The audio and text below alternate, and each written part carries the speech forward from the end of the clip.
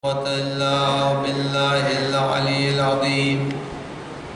أعوذ بالله من الشيطان اللعين الرجيم.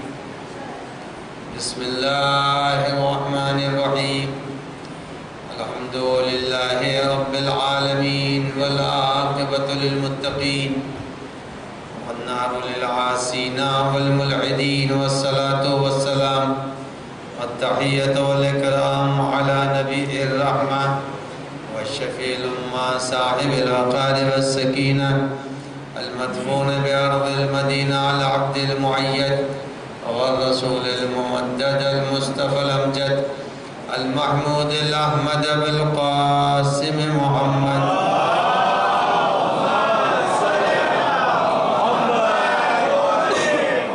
وعلى ابن عمه ووزيره ووصيه وخليفة نور الأنوار حجج الجبار والد الأئمة الأطهار قسيم الجنة والنار المولود في البيت ذي الأستار إمام المشارق والمغارب الذي حبه فرض على الحاضر والغائب غالب كل غالب علي ابن أبي طالب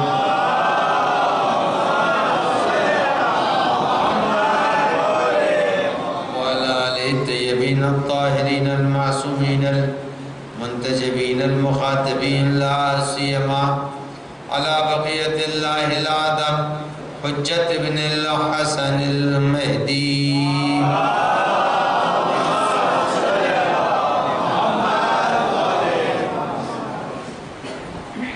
روحي وأرواح العالمين له الفداء واللعنة الدائمة الباقية على أعدائهم أجمعين من ليلنا هذا إلى قيام يوم الدين. أما بعد فقد قال الله الحكيم في كتابه الكريم بسم الله الرحمن الرحيم اهدنا الصراط المستقيم صراط محمد وآل محمد.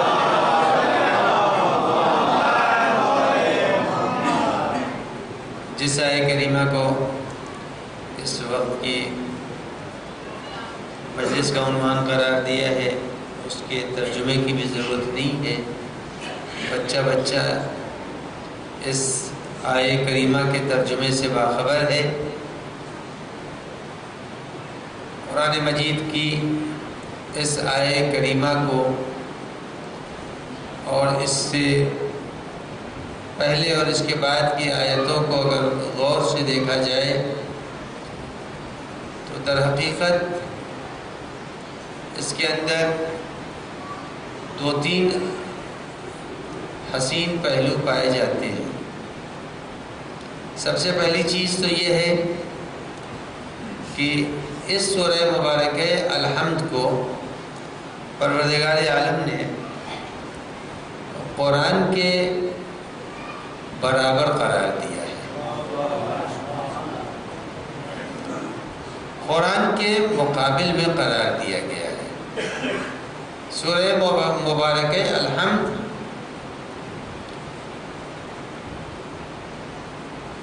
ترازو کے ایک پلے میں رکھ دیا جائے اور پورا قرآن ایک پلے میں رکھ دیا جائے تو وہ برابری کرے گا.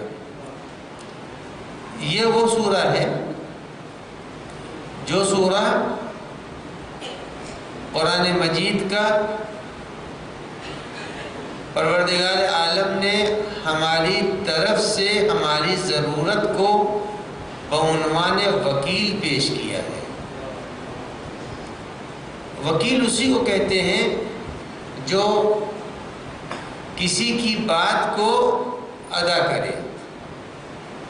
وکیل عدالتوں میں کیس کسی کا ہے لیکن لڑ کون رہا ہے؟ وکیل لڑ رہا ہے. وہ جج کے سامنے بحث کر رہا ہے. تو معلوم یہ ہوگا کہ ہمارے اندر کچھ چیزیں ہیں جس کو ہمیں ادا کرنا تھا لیکن ہم ادا ہی نہیں کر سکتے تھے. رب العزت نے وکیل بن کر کے ہم کو خواہش تھی ہم کہیں کہ پالنے والے ہمیں ہماری ہدایت کر دے. ہمیں خواہش تھی ہم اظہار کریں کہ اللہ مالک یوم الدین ہے، ہمیں خواہش تھی ہم کہیں کہ اللہ رحمان اور رحیم ہے، ہماری خواہش تھی ہم اس سے مطالبہ کریں کہ پالنے والے غلط راستے پر نہیں چلنا چاہتے. یہ سارے دل کی تمنائیں تھیں، مگر اس کو الفاظ نہیں مل رہا تھا. رب العزت نے ہمارے قلب کی دھڑکن کو محسوس کرتے ہوئے ہمارا وکیل بن کر کے الفاظ عنایت کر دیا. یہ پورے کا پورا سورہ گویا کہ پروردگار عالم نے ہماری زبان پہ ادا کر دیا ہے. زبان اس کی ہے، حرف اس کے ہیں، لیکن سارے کے سارے مدعا ہمارے ہیں. جو ہم کہنا چاہتے تھے ہم نے اسے کہا نہیں اپنی زبان سے، لیکن ہمارے قلب کی حرکت کو اس نے محسوس کیا، ہماری ضرورت کو. بچہ کب اپنی ماں سے کہتا ہے مجھے دودھ پلا دو؟ بچہ کب کہتا ہے کہ میرے اوپر مکھی بیٹھ رہی ہے اسے ہٹا دو؟ بچہ کب کہتا ہے کہ مچھر کاٹ رہا ہے ہمیں بچا لو؟ لیکن ماں اس کی ضرورت کو محسوس کر کے فوراً اس کے لیے مچھردانی کا انتظام کرتی ہے. اگر ایک ناقص وجود کی حفاظت کے لیے ماں کے دل میں اتنی تڑپ پیدا ہو جائے کہ وہ بچے کی حفاظت کر لے، تو جس نے ہمیں پیدا کر کے اپنے کو احسن الخالقین کہا وہ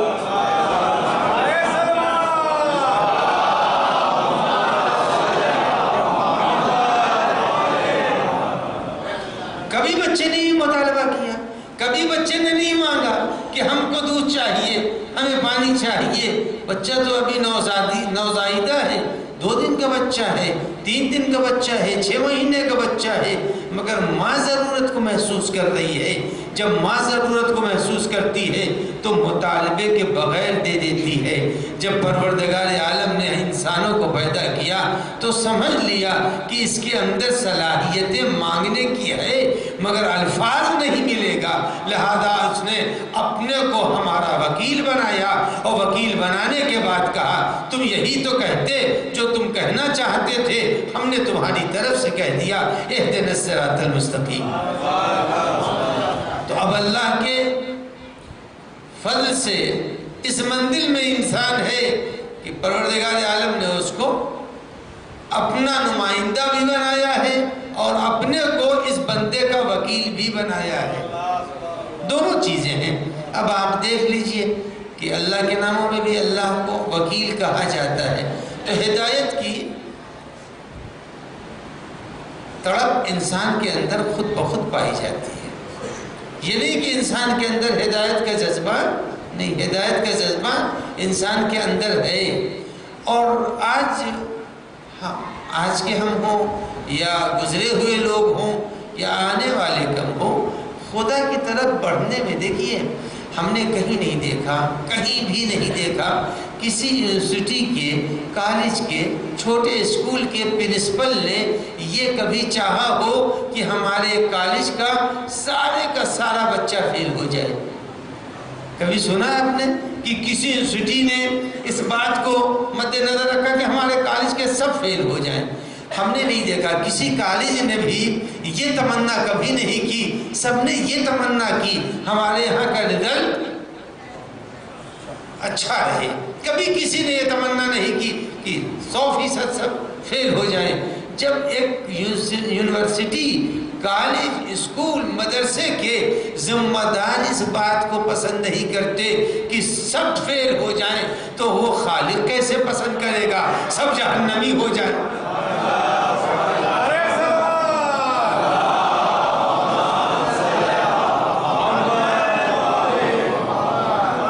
آیا ممکن ہے ایک کالج کا ذمہ دار نہیں اسے پسند کرتا تو خالق اکبر کیسے پسند کرے گا کہ جتنے دنیا کے اندر آئے ہیں سب جہنم میں چلے جائیں؟ اللہ نہیں پسند کر سکتا.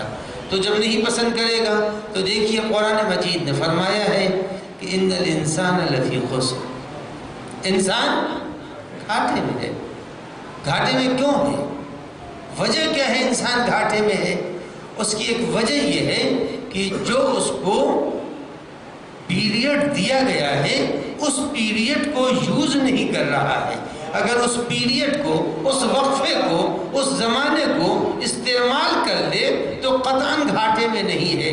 3 گھنٹے کا پیپر ہے، بس 3 گھنٹے. 3 گھنٹے کے اس پیپر کے اس وقفے کو اگر اسٹوڈنٹ نے تماشے میں گزار دیا تو خسارے میں ہے. 3 ہی گھنٹے دیے گئے تھے، مگر کبھی اس کی کاپی کو دیکھ رہا ہے، کبھی اس کی کاپی کو دیکھ رہا ہے، کبھی اس کو دیکھ رہا ہے. خود اس 3 گھنٹے کو ضائع کر دیا. جب ضائع کر دیا، اب جب رزلٹ آئے گا تو اس کے حصے میں 0 ہی ہو سکتا ہے یا فیل ہوگا. عزیزان گرامی، یہی حال انسان کا ہے. پروردگار عالم نے ایک چھوٹا سا پیریڈ دیا ہے ہر آدمی کو. ہمیں نہیں معلوم ہماری حیات کا وہ پیریڈ کتنا ہے. ہو سکتا ہے کسی کو 70 مل جائے، ہو سکتا ہے کسی کو 80 مل جائے، ہو سکتا ہے کسی کو 60 مل جائے. کہا یہ تمہیں حیات کا پیریڈ دیا ہے، اگر تم نے اس کو ادھر ادھر دیکھا، یورپ کی طرف دیکھا، امریکہ کی طرف دیکھا، چائنا کی طرف دیکھا، اگر ان تمام چیزوں کی طرف تم تماشا دیکھتے رہے تو خسارے میں رہو گے. اگر تم نے آخرت کو دیکھا تو کامیابی کی طرف.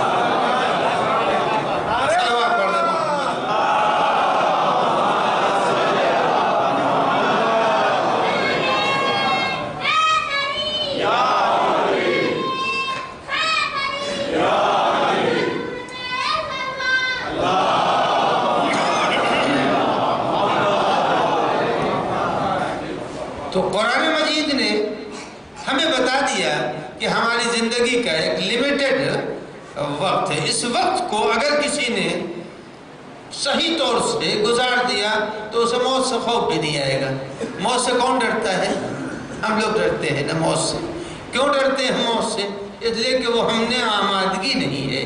ہم نے تو دیکھا ہے جو لوگ نوکر ووکر رکھتے ہیں، اگر آپ کے نوکر نے آپ کے کہے پر عمل کیا، آپ نے بھیجا بازار جاؤ اور 2 کلو شکر لے کے آؤ، وہ بازار گیا اور 2 کلو شکر لے کے آیا. واپسی کے اوپر اسے آپ سے کوئی خوف نہیں ہے، لیکن آپ نے 2 کلو کہا تھا، 2 کلو لے کے آ گیا، کوئی خوف ہی نہیں ہے. لیکن اگر 2 کلو کی جگہ پر اس نے 900 گرام لے لی تو اب جو پلٹے گا تو دل دھڑکے گا، نہ جانے کہیں کمی پکڑ نہ لے، کہیں محسوس نہ کر لے. تو اب معلوم ہے وہ جو کم لاتا ہے وہ دھڑکتا رہتا ہے دل، اور جو پورا لا کے دے دیتا ہے اس کا دل مطمئن ہوتا ہے. آخرت کی طرف پلٹنے والے بھی 2 طریقے کے ہیں. کچھ وہ ہیں جو خدا نے کہا کر دیا ہے، جس نے جو اللہ نے کہا پورا کر دیا، اور کچھ وہ ہیں جو اللہ نے کیا کہا تھا اسے پورا نہیں کیا. تو جو پورا کر کے جاتے ہیں وہی کہتے ہیں فزتو برب الکعبہ، کعبے کے رب کی قسم علی کامیاب ہو گیا.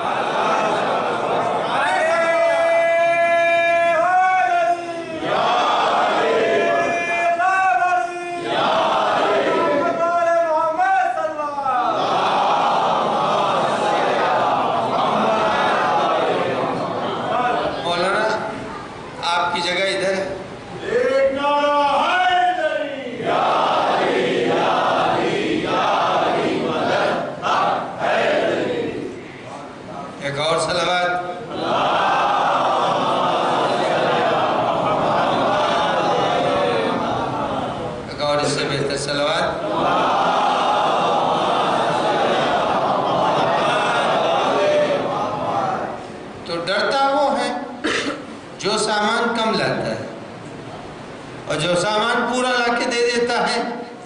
کوریئر والے نے سامان پہنچایا، پہنچانے کے بعد سائن بھی لے لیا. اب آپ تلاش کر لیے نیٹ کے اوپر، صاحب آپ کا سامان تو آپ کے فلاں صاحب نے وصول کر لیا. اب معلوم ہے جہاں کے اوپر مکمل عمل ہوتا ہے اسے کوئی خوف نہیں ہوتا، اسے ڈر نہیں ہوتا. تو موت سے وہی ڈرتے ہیں جہاں کے اوپر عمل میں کوتاہی ہوتی ہے. اگر عمل میں کوتاہی نہیں ہے تو موت احلی من الاصل ہے، شہد سے زیادہ شیریں بن جایا کرتی ہے. قرآن مجید سے ہم بار بار استفادے کر رہے ہیں اور کہہ رہے ہیں کہ پالنے والے مجھے ہدایت دے دیں. ہدایت کا راستہ مجھے سکھا دے۔ اب عزیزان گرامی، ہدایت مشکل بھی ہے، آسان بھی ہے۔ دیکھیے، دودھ بیچنے والے دودھ میں تیل نہیں ڈالتے، دودھ میں تیل ملا کے نہیں بیچتے ہیں، دودھ میں پانی ملا کے بیچتے ہیں، ہے یا نہیں ہے؟ اور جب دودھ میں پانی ملا کے بیچتے ہیں تو بک جائے گا، لیکن اگر دودھ کے اندر تیل ملا کے بیچنا چاہیں گے تو نہیں بکے گا۔ عزیزان گرامی، اس نقطے کو یاد رکھیے گا کہ گمراہی کبھی گمراہ اپنے کو بچا کے بتا کے نہیں آتی ہے، گمراہی ہدایت کے لباس میں آتی ہے، گمراہی ہدایت کے لباس میں آئے گی۔ آپ کبھی نہیں دیکھیے گا کہ چور کہہ کے آیا ہو کہ ہم چوری کرنے آتے ہیں، نہیں، بلکہ پرانی مثل ہے، شاہ سے کہے سوتے رہو جاگتے رہو۔ تو عزیزان گرامی، یہ تو جب بھی ہوگی، ہدایت کو خطرہ جب ہوگا تو لباس ہدایت سے ہوگا۔ اور ابھی تو ہم جملے فقط آپ کی خدمت میں عرض کر رہے ہیں کہ یہ بات جو ہم اللہ سے مطالبہ ہدایت کا کر رہے ہیں تو اس کو ذرا توجہ سے سمجھنا چاہیے۔ ہدایت کے لباس میں گمراہی چھپی ہوئی ہے۔ پتھروں کے ڈھیر میں فیروزہ ملتا ہے نا؟ سمندروں کے تہوں میں حلال مچھلی بھی ہے، حرام مچھلی بھی ہے۔ جب سمندر کی تہوں میں حرام مچھلی بھی ہے، حلال مچھلی بھی ہے، تو رب العزت نے کہا تمہارا فریضہ ہے جال میں حلال لینا، حرام کو نہ لے لینا۔ تو جب حلال اور حرام دونوں اکٹھا ہے خالق کے ہاں سے، تو عزیزان گرامی، دین کے اندر ہدایت اور گمراہی دونوں ساتھ ساتھ ہے۔ اور اس وقت اس دنیا میں جس میں ہم اور آپ جی رہے ہیں، اس کے اندر گمراہی مختلف طریقوں سے آ رہی ہے۔ جب کوڑے کئی جگہوں کے اوپر ہوں، کوڑوں کے، تو ہر طرف مکھی پیدا ہو جائے گی۔ اگر کہیں ایک طرف کوڑا رکھا ہوا ہو تو مکھی ایک سمت رہے گی۔ اس وقت ہم لوگ گمراہیوں کے کوڑوں کے درمیان ہیں۔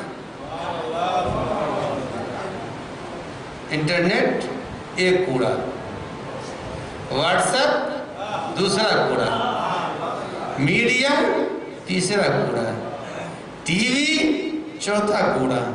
یعنی عزیزان گرامی، یہ تمام کوڑوں کے ڈھیر ہیں جس کے درمیان ہم کو اپنی ناک کو بچا کر کے کوڑوں کے ڈھیر سے جیسے نکلتا ہے، ویسے ہی گمراہیوں کے اس ڈھیر سے اپنے دین کو بچا کے لے کے چلنا ہے۔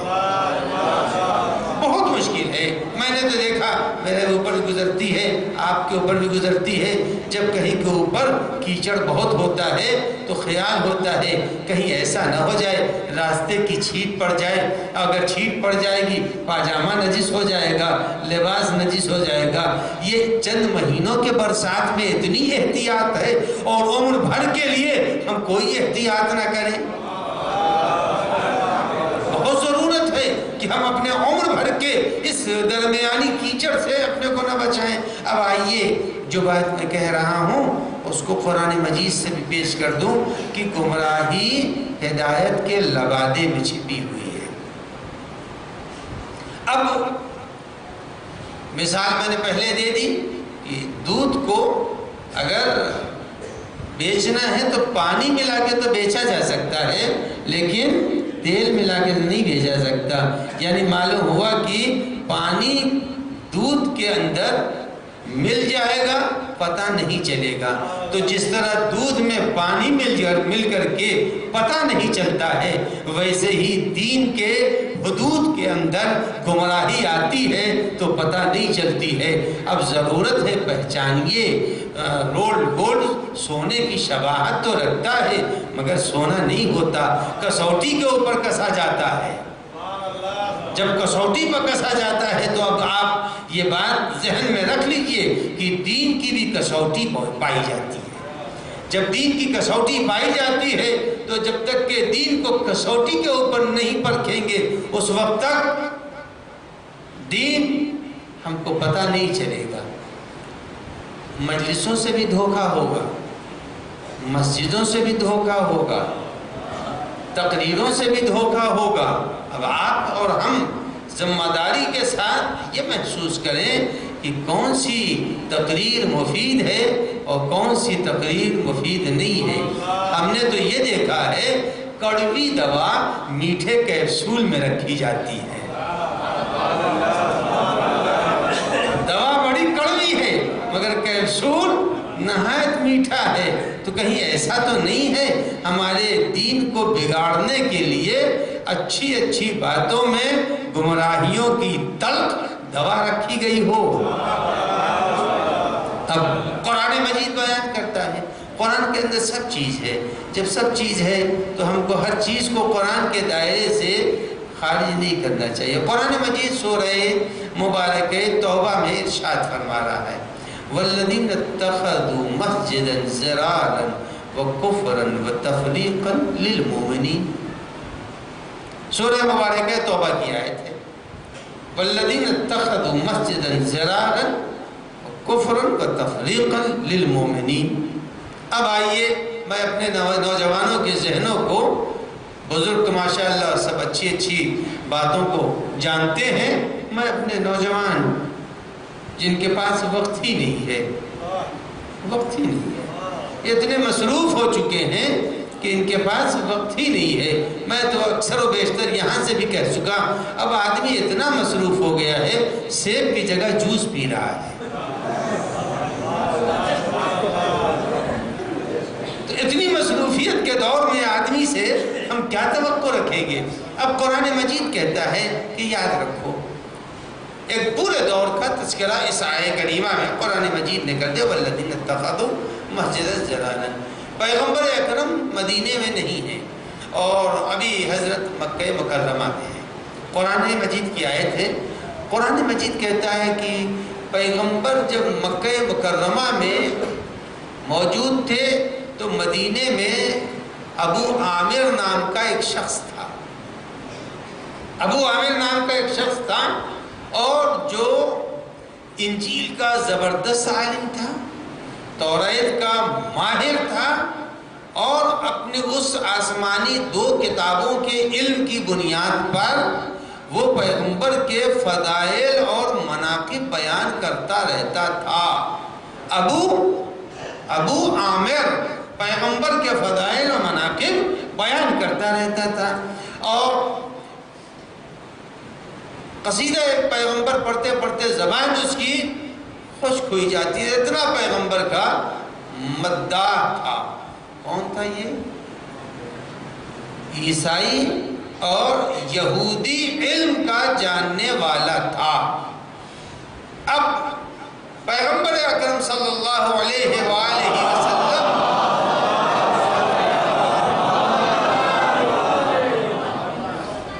پیغمبر نے جب مکے سے مدینہ منورہ ہجرت کی تو جب ہجرت پیغمبر اکرم نے کی تو نتیجہ کیا ہوا؟ اب اگر کہیں کے اوپر کوئی جھولا چھاپ ہو، اپنا ایریا بنائے ہوئے ہو اور وہاں پر کوئی MBBS آ جائے تو کس کی مارکیٹ چلے گی؟ جھولا چھاپ تو رہ جائے گا اور چلے گی اس MBBS والے کی۔ تو ان کا حال وہی تھا کہ جب تک پیغمبر نہیں پہنچے تھے ان کا توتی بول رہا تھا، لیکن جب پیغمبر مدینے میں آ گئے تو اب ان کا توتی کیا، اب تو ان کے پاس الو کے علاوہ کچھ تھا ہی نہیں، کچھ بھی نہیں۔ اب ان کا دربار خالی ہونے لگا، سب پیغمبر کی طرف بڑھنے لگے۔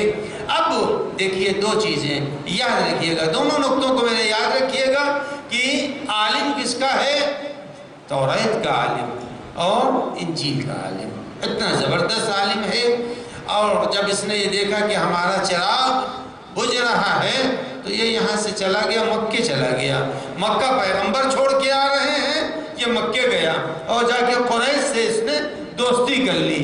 جب دوستی کی، اب آپ کی خدمت میں کیا عرض کروں، یہ وہ آدمی ہے جو پیغمبر کی مدح سرائی کر رہا تھا، 10 برس تک پیغمبر کا مدح سرا رہا، تعریفیں کرتا رہا، لیکن جب اپنا مقصد پامال ہوتے ہوئے دیکھا تو چلا گیا مکے اور جا کے ان دشمنوں سے مل گیا جس نے پیغمبر کو مکے سے نکالا تھا۔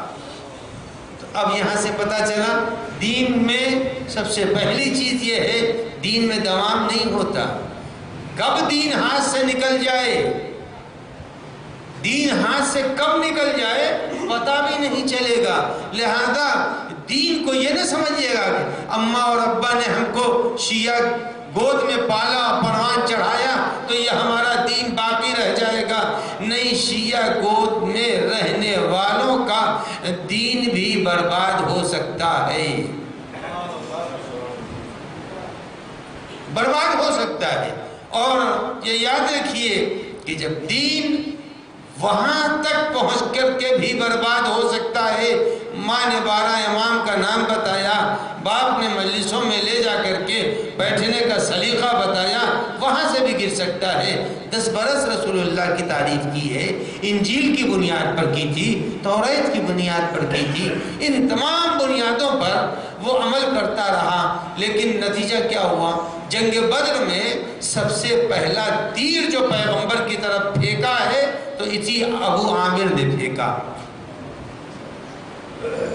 ابو عامر نے سب سے پہلا تیر پھینکا۔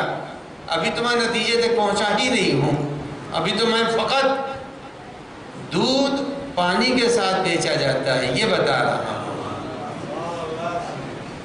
ابو عامر نے سب سے پہلا تیر رسول اللہ کی طرف پھینک دیا۔ جب رسول اللہ کی طرف پہلا تیر پھینکا، دوستی میں پھینکا تھا دشمنی میں؟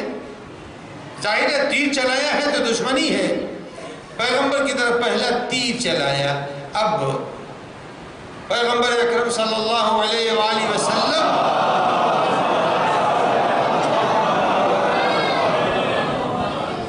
یدخلون فی دین اللہ افواجا، پیغمبر کے دین میں لوگ داخل ہو رہے ہیں، لشکر فوج بنتی جا رہی، کثرت کلمہ گو بڑھتی جا رہی ہے، تعداد۔ اب اس نے کہا ایسے نہیں ہوگا، ایسے نہیں، پیغمبر کے مشن کو ایسے نہیں کمزور کیا جا سکتا ہے۔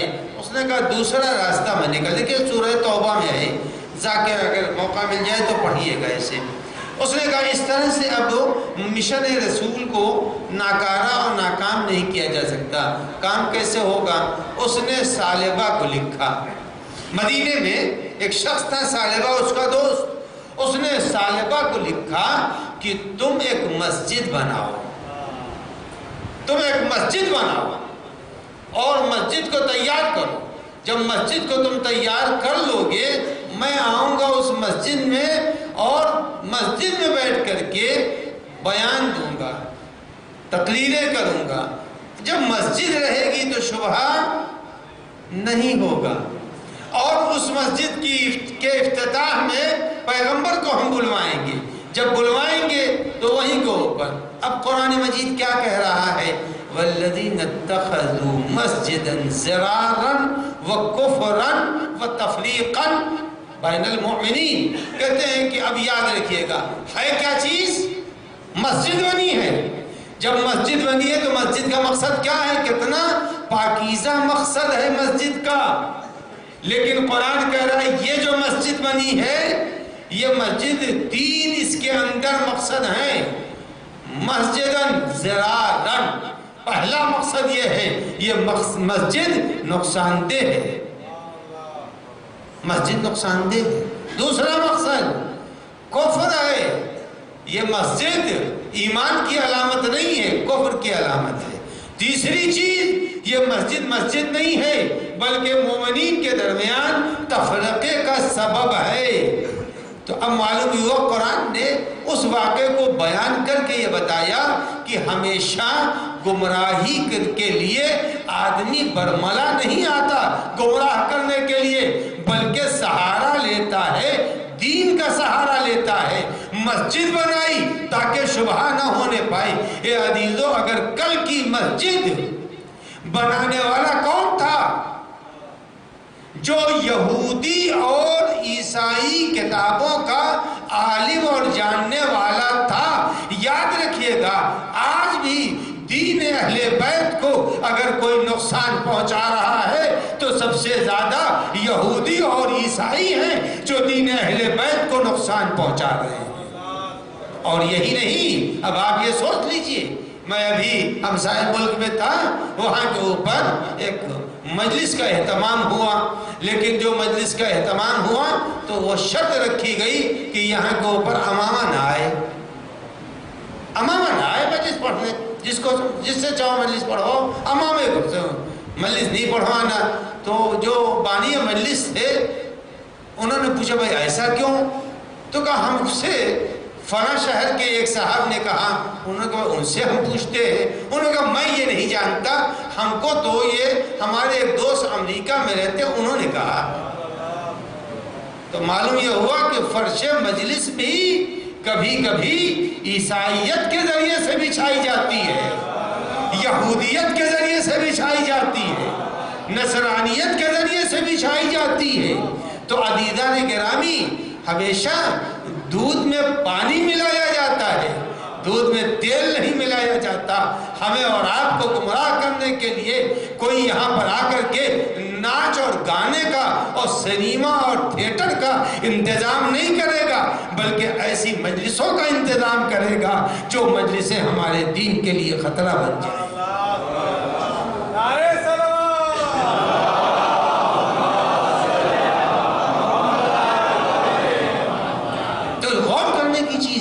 سوچنے کی چیز ہے کہ ہمیں گمراہی کہ نہیں، ایسا تو نہیں گمراہ ہم ہو رہے ہوں، ہم تو یہ سوچ رہے ہیں۔ قرآن مجید سورہ مبارکہ کہف میں کہتا ہے الذین یحسنون صنعا، کچھ وہ لوگ ہیں جو اچھے اعمال انجام دے رہے ہیں، وہ سمجھ رہے ہیں میں بہت اچھا انجام کام کر رہا ہوں، مگر قرآن مجید نے کہا ضل سعیہم، ان کی ساری کی ساری عبادتیں اور ان کے سارے اعمال ضائع ہو گئے۔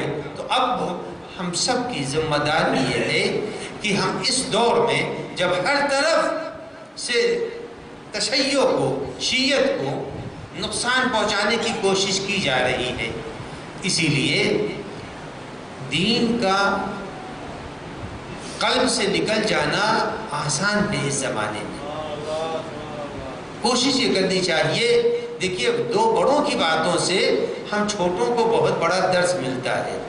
جس وقت آیت اللہ العظمائے بہجت رضوان اللہ علیہ بہت بڑے عارف تھے اور چند برس پہلے دنیا سے تشریف لے گئے، میں نے بھی ان کی زیارت کی تھی۔ آیت اللہ العظمائے بہجت نے فرمایا، اور کسی اور سے نہیں فرمایا، آیت اللہ العظمائے خامنئی سے فرمایا۔ ان سے کہا کثرت سے اس ذکر کو کہنا چاہیے، یا رحمان و یا رحیم، یا مقلب القلوب ثبت قلبی علی دینک، اے رحمان و رحیم ہمارے دل کو اپنے دین پر باقی رکھے۔ اب عزیزان کرام، اس کے بعد جو انہوں نے جملہ کہا وہ جملہ یہ تھا کہ اگر آدمی 3 منزلہ سے گر جائے تو یہ نہ سوچے کہ اب وہ جہاں سے گرا ہے، چلا ہے، وہ گرے گا تو زمین ہی پہ گرے گا، بیچ میں کہیں رکے گا نہیں۔ اگر 3 منزلہ سے 4 منزلہ سے گرا تو زمین ہی پر آ کے گرے گا اور وہیں کے اوپر وہ ملے گا۔ تو اب انہوں نے فرمایا کہ یہ کوئی نہ خیال کرے کہ اگر ہم خاندان شیعہ میں پیدا ہو گئے، ہم نے حج کر لیا، ہم نے زیارت کر لی، ہم کربلا ہو کے آ گئے تو بس ہمارا ایمان سیف ہو گیا۔ نہیں، کسی وقت بھی ایمان دل سے نکل سکتا ہے۔ بلعام باعور کے ساتھ کیا ہوا تھا؟ بلعام باعور کے ساتھ کیا ہوا تھا؟ یعنی دل اپنے ایمان پر اعتبار نہیں کرنا چاہیے۔ ہمیشہ پالنے والے، چاہے اردو میں کہیے کہ پالنے والے ہمارے ایمان کو سلامت رکھنا، اے پالنے والے وقت آخر ہم کو شیطان کے بہکاوے میں نہ لانا۔ اردو میں کہنے کو مذاقہ نہیں ہے، لیکن اللہ ہر زبان کو جانتا ہے۔ یہ اللہ کی توہین ہے جو ہم نے یہ بات کہی۔ اللہ ہر زبان کو جانتا ہے، جب اس نے زبان دی ہے تو ہم نے اس سے بات کی ہے۔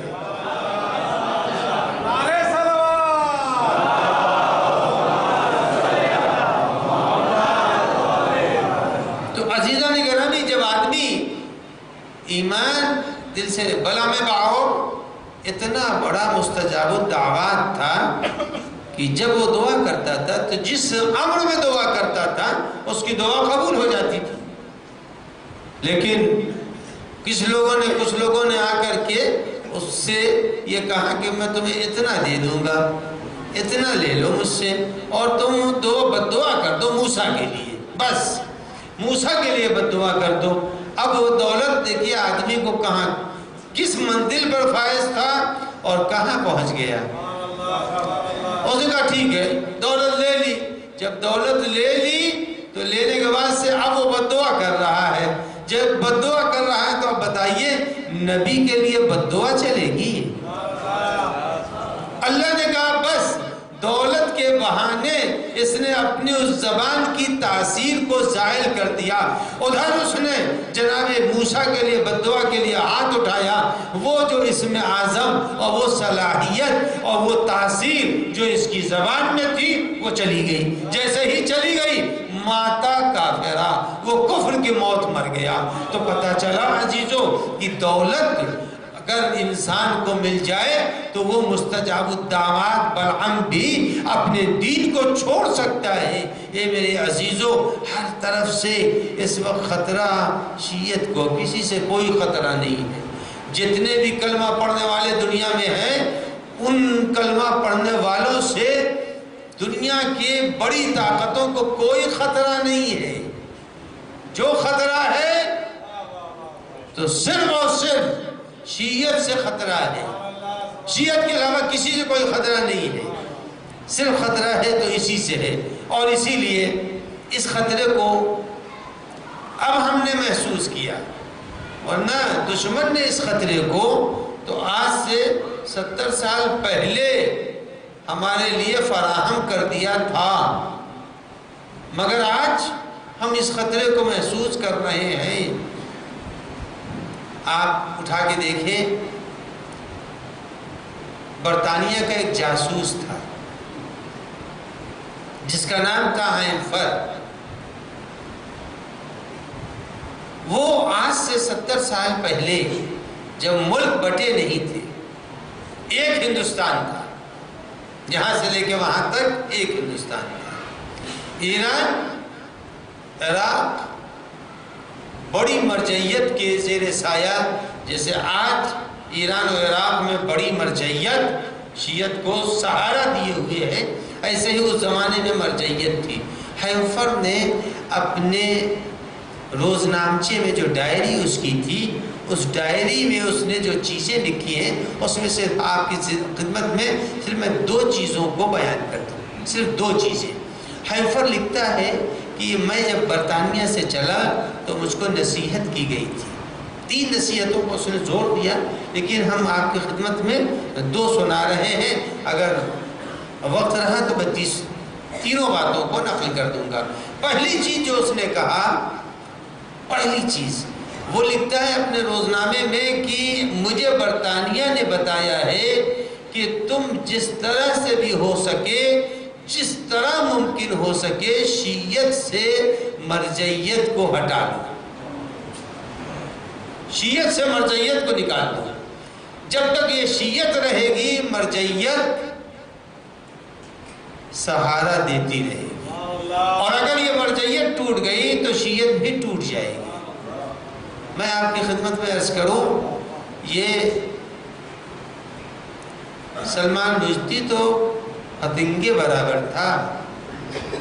سلمان رشدی اصلاً کو اس میں دم درود نہیں تھا، وہ تو جیسے چیوٹی ہوتی ہے اس حکم میں یہ تھا، اس کے اندر کوئی دم نہیں تھا.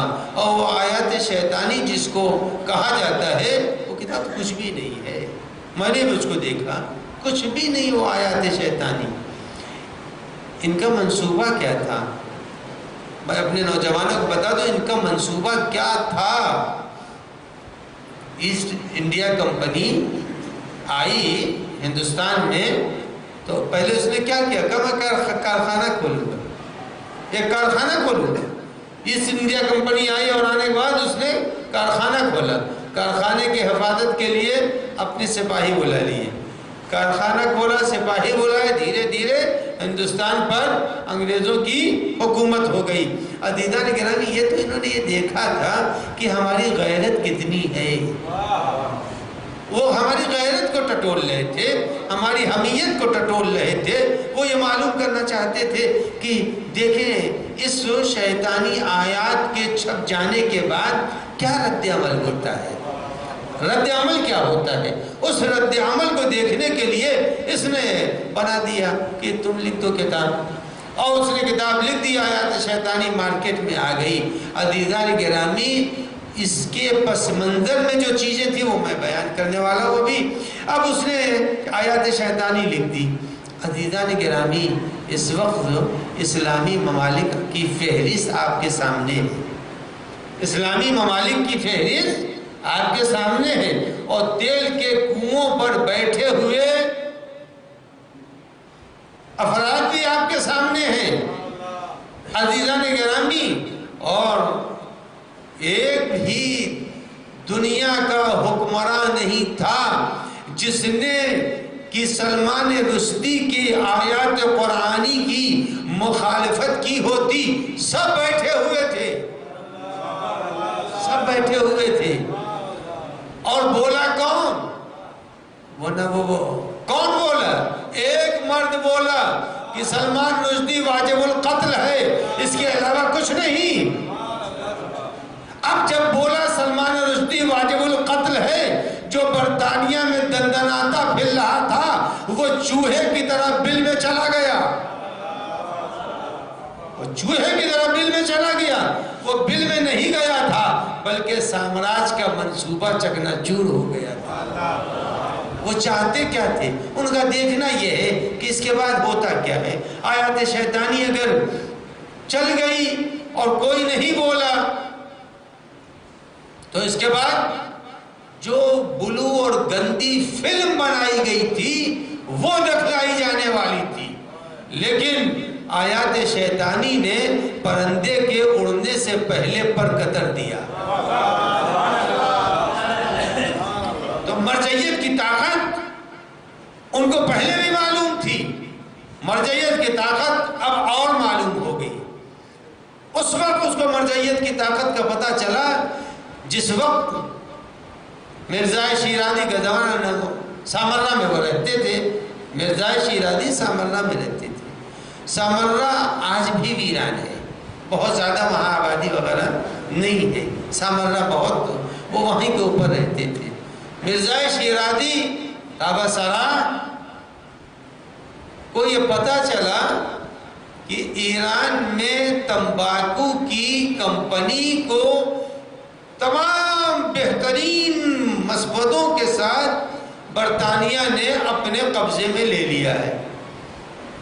دیکھیے، جو عالم ہوتا ہے مرجع، جو مرجع ہوتا ہے، مرجع اس ذات کو کہتے ہیں جس کے وجود پر امام زمانہ اعتبار کرتے ہیں۔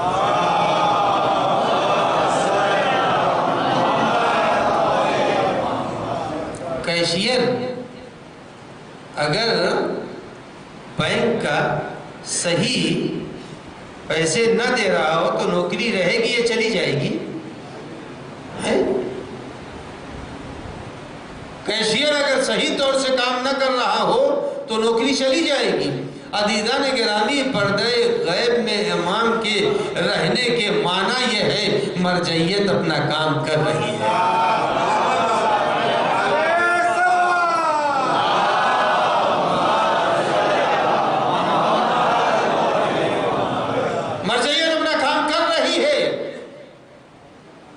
جب مرزا شیرازی کو معلوم ہو کہ یہ پورے ایران کے کاروبار کے اوپر قبضہ کا پہلا قدم ہے تو انہوں نے ایک ہی جملہ تو لکھا تھا کہ تمباکو آج سے حرام ہے۔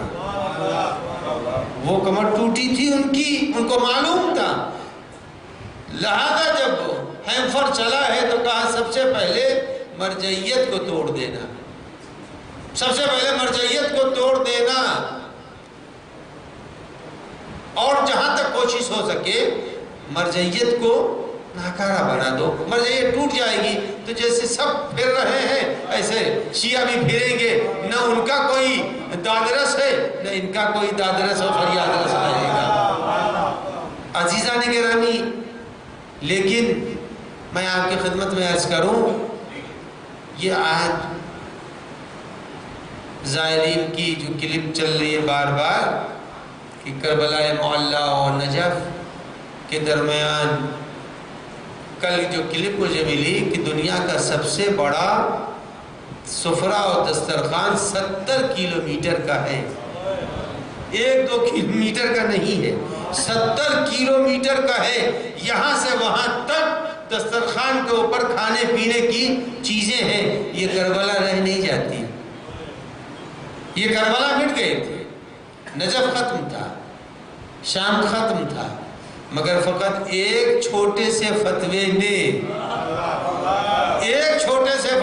آج کربلا کو بچا لیا، نجف کو بچا لیا، شام کو بچا لیا، ورنہ داعش تو پہنچ چکا تھا بغداد تک۔ تو یعنی فتووں کا دم دیکھیے، فتووں کی قوت دیکھیے۔ عزیزان گرامی، بیوقوف ہے وہ لوگ جو اسپتال کو اڑا دیں۔ اسپتال اڑانے کی چیز ہے، اسپتال میں کہیں بم رکھا جاتا ہے؟ یعنی پاگل کہا جائے گا وہ آدمی جو اسپتالوں میں بم رکھ رہے ہیں۔ الحمدللہ ہمارا ملک ان بلاؤں سے محفوظ ہے، لیکن ہمسائے کے پاگل ملکوں میں یہ دیکھا جا رہا ہے کہ اسپتالوں میں بم رکھ رہے ہیں۔ عزیزان گرامی، اگر کوئی مرجعیت کی توہین کرتا ہے اس کی مثال ویسے ہی ہے جیسے اسپتال میں کوئی بم رکھ رہا ہو۔ صلوات پڑھیں محمد وآلہ محمد۔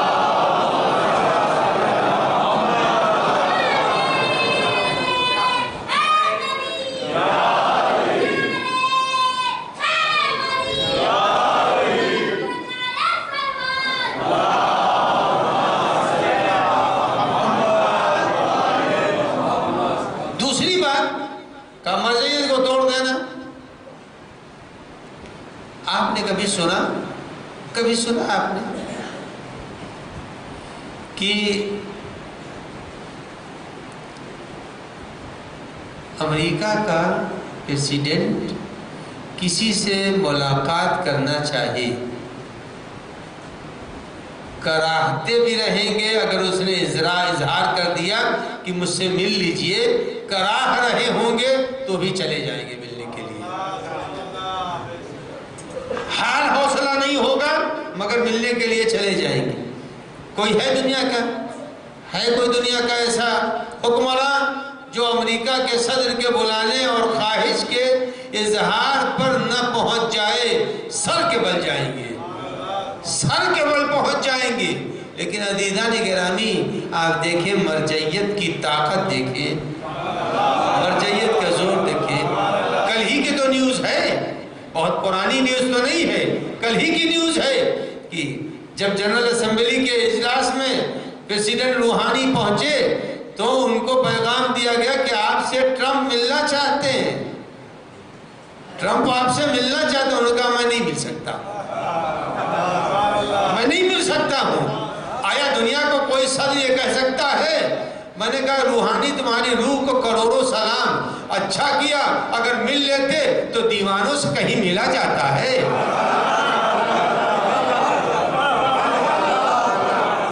صلوات پڑھیں محمد وآلہ محمد۔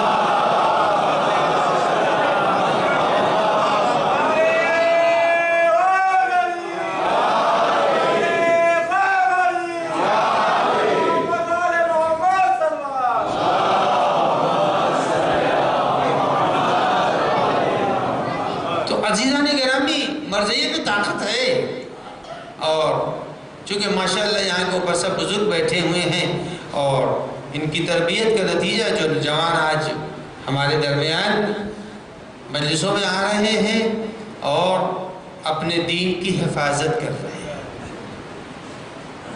لیکن پہچاننا چاہیے کہ ہمارا فریضہ یہ ہے، ہم اپنے جوانوں کو بتاتے ہیں خطرہ ادھر سے آ رہا ہے۔ کبھی کبھی غفلت کی بنیاد پر آدمی سے غلطی ہو جاتی ہے، لیکن غلطی کے معنی یہ نہیں ہے کہ جب غلطی ہو جائے تو اسے پوچھنا شروع کر دیجئے، نہیں ہے۔ عزیزان گرامی، مرجعیت کو توڑ دینا، یہ ہیمفر نے اپنے روزنامچے اور ڈائری میں لکھا، اور دوسری چیز جو اس کو بتائی گئی تھی وہ یہ بتائی گئی تھی کہ جس طرح سے بھی ہو سکے، جس طرح سے بھی ہو سکے تو مجلسوں میں رکھنے ڈال دینا، مجلسوں میں رکھنے ڈالنا۔ اور جب مجلسوں میں رکھنے ڈالیں گے تو ہمیشہ مجلسوں میں رکھنے کیسے ڈالیں گے بھائی؟ ڈالیں گے کیسے؟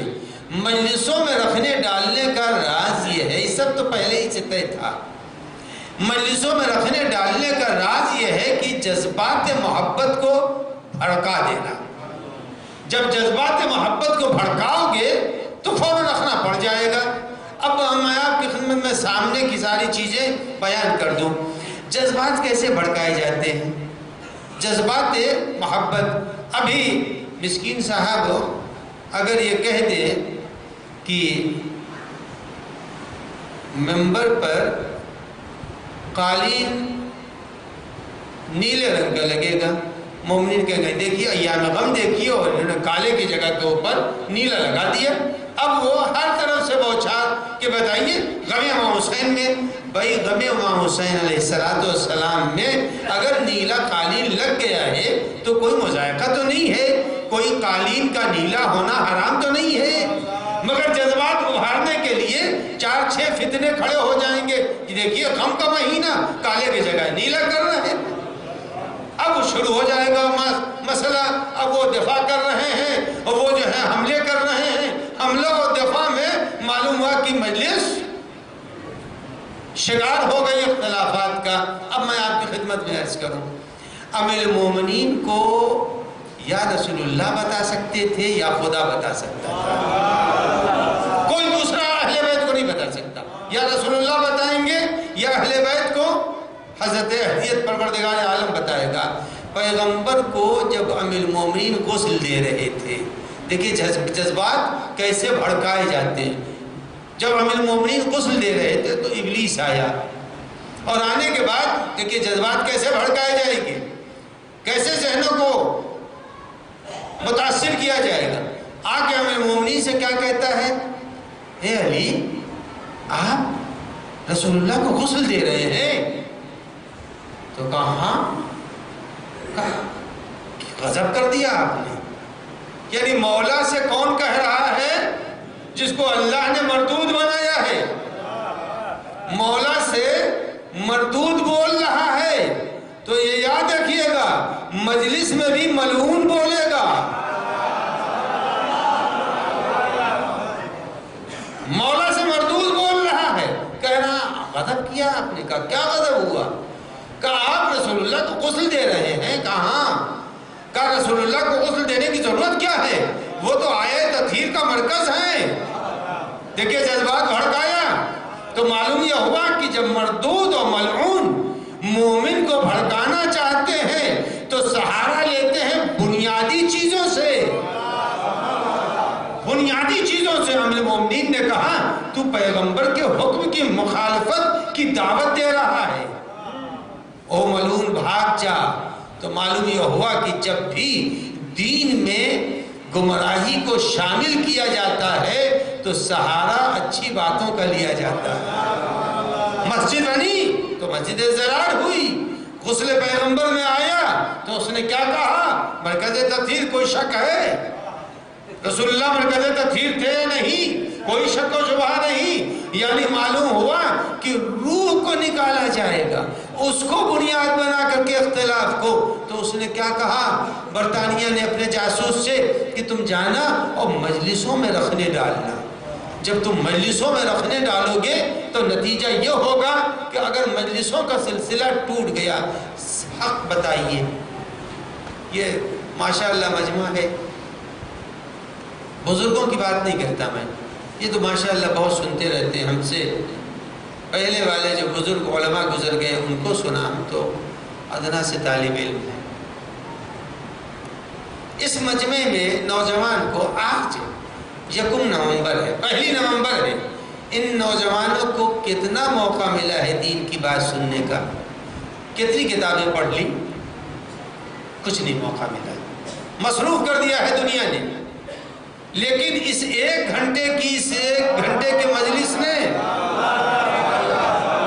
ہمارے نوجوان کو در اہل بیت پر پہنچایا یا نہیں پہنچایا؟ تو معلوم یہ ہوا مجلس میں دم ہے کہ یہ مجلسیں در اہل بیت پر لاتی ہیں. دن بھر کا تھکا ہوا مجمع یہ بھوپال کا، لیکن اس بھوپال کے تھکے ہوئے مجمع نے رات کے 9:45 بجے بھی اپنے کو مجلس میں پہنچا کر کے اپنے کو ذکر اہل بیت سے قریب کیا یا نہیں کیا؟ دشمن یہی چاہ رہا ہے کہ کسی صورت سے مجلسوں کا وقار پامال ہو جائے، مجلسوں کا وقار پامال ہو جائے، مجلسوں کی شکل بگڑ جائے، مرجعیت کی تصویر دھندلی کر دی جائے. تو عزیزان گرامی، نہ مرجعیت کی تصویر کو دھندلا سامراج نہیں کر سکتا. ہم نے تو دیکھا بنی عباس کی حکومت مٹ گئی، بنی امیہ کی حکومت مٹ گئی، ظالم حکمرانوں کی حکومتیں مٹ گئی، تنتنے والا فرعون مٹ گیا. آج کوئی بتا دے کہ فرعون کی قبر کہاں ہے؟ نمرود مٹ گیا، ابراہیم زندہ ہے. فرعون مٹ گیا، موسیٰ زندہ ہے. ابو لہب و جہل مٹ گیا، محمد مصطفیٰ زندہ ہے. ابن ملجم حاکم شام مٹ گیا، ذکر علی باقی ہے. تو عزیزان گرامی، یہ سازشیں تو ہوتی رہے گی، مگر سازشوں کو جب گھر میں چیونٹیاں زیادہ ہو جاتی ہیں اسپرے لایا جاتا ہے. تو یہ ماحول کے چیونٹیاں ہیں جو پیدا ہو گئی ہیں. آپ عقیدے کا ایسا مضبوط اسپرے چھڑک دیجئے کہ یہ جتنے ہیں سب مر جائیں. تو عزیزان گرامی، ضرورت ہے ہمارے نوجوانوں کو کہ نوجوان انہیں بتا دیا جائے یہ بگڑے نہیں ہیں. یہ ذہنوں سے نکال دیجئے کہ یہ ہمارے نوجوان بگڑ گئے. نہیں، بگڑے نہیں ہیں. کس نے کہا بگڑے ہیں؟ بگڑے ہوتے تو مجلسوں میں نہ آتے، عاشور کے جلوس میں نہ آتے. نہیں، ایسا ضرور ہوا ہے صبح کا کپڑا شام میں میلا ہو جاتا ہے. صبح کا کپڑا پہنا ہوا شام کو میلا ہو جاتا ہے.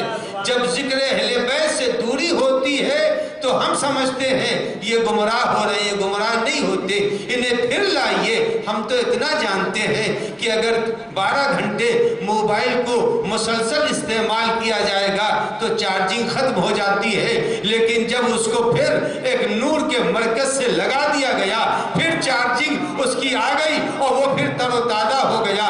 اگر دن بھر کا یہ غافل آدمی ذکر اہل بیت کے چارجر سے لگا دیا جائے تو ہمیشہ تر و تازہ ہو جائے گا.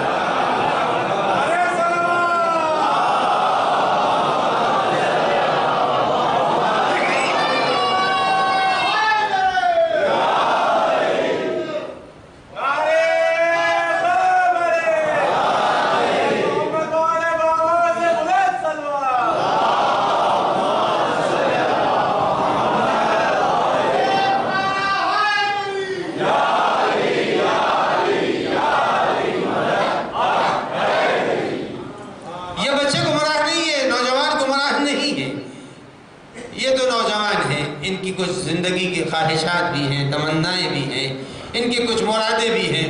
میں تو یہاں کے اوپر بھی بلکہ پورے ملک میں اب یہی ہے، جو بچہ نرسری میں جا رہا ہے، نرسری کے بچے کو آپ دیکھ لیں اس کی پیٹھ پر کتنا وزنی بستہ ہے، کتنا وزنی بستہ ہے.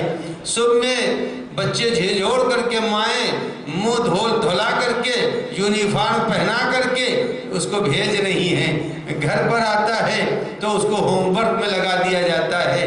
اب وہ ننھا سا بچہ ہوم ورک اور اسکول کے اور اس کے بعد ٹیوشن پڑھانے والے آ گئے، سب کے بعد اس بچے کو وقت کہاں مل رہا ہے؟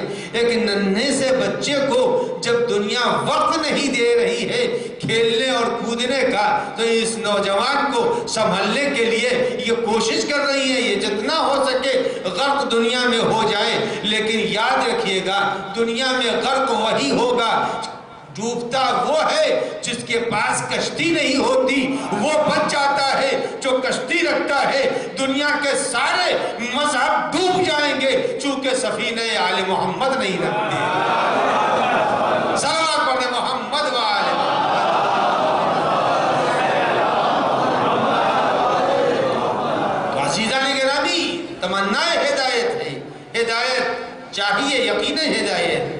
ہدایت کے لیے ضرورت ہے تمسک کرنا چاہیے، اہل بیت سے تمسک ہو۔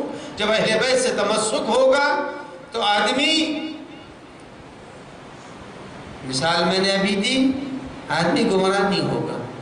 یہ پنجگانہ عبادت خود آدمی کو قریب کرتی ہے ہدایت سے اور دور کرتی ہے گمراہی سے۔ پنج وقتہ اگر نماز کوئی پڑھ رہا ہے تو اس کے لیے گمراہی کے راستے کمزور ہو جاتے ہیں۔ اگر ہم نے تو یہی دیکھا، احتیاط بہت بڑی چیز ہے۔ آپ مارکیٹ گئے، بہت پتلی پولیتھین کی تھیلی میں سامان لیا، فوراً اس سے کہا ایک اور دے دو۔ یہ دوسری کیوں لی تھی آپ نے؟ کہیں راستے میں پھٹ نہ جائے۔ معلوم ہوا کہ 2 پولیتھین کے ذریعے سے چھوٹے سے مختصر سے سامان کی حفاظت کر لیتے ہیں۔ یہ 2 سجدوں سے اپنی پوری عمر کو بچایا جا سکتا ہے۔ صلوات پڑھیں محمد والے۔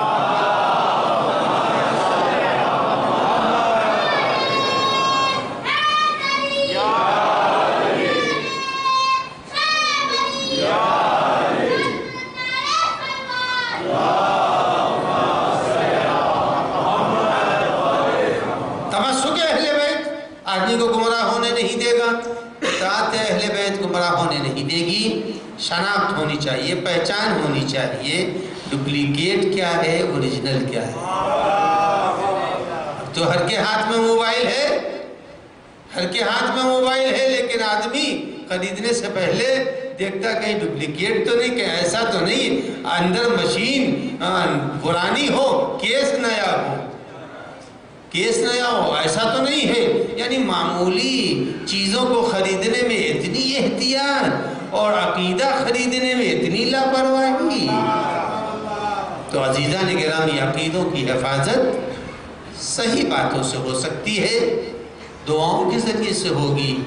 اور یہ واقعہ کربلا صرف اسی لیے ہوا تھا کہ یزید تو یہی چاہ رہا تھا کہ میں خلیفۃ المسلمین بھی بنا رہوں اور خلیفۃ المسلمین کے لبادے میں قرآن کی بھی توہین کروں، اطہرت کی بھی توہین کروں۔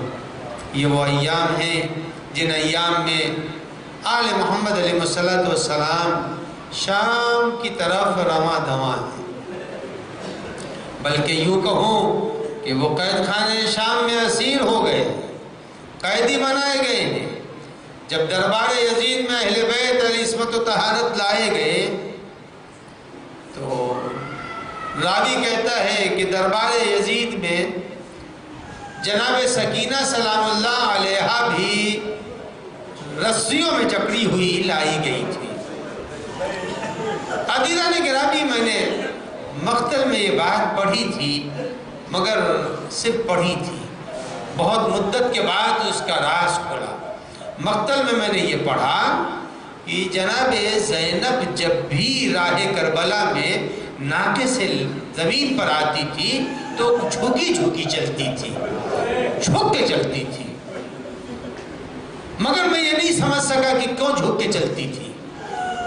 ایک شخص نے 5ویں امام سے پوچھا کہ مولا یہ بتائیے شہزادی جھکی جھکی کیوں چلتی تھی؟ تو کہا اس کی وجہ یہ تھی کہ زینب کے بازو اور سکینہ کے گلے کی رسی ایک تھی، لہذا جب جناب زینب کھڑی ہوتی تھی تو جناب سکینہ تڑپ کے کہتی تھی اے پھوپھی اماں میرا گلا دب رہا ہے۔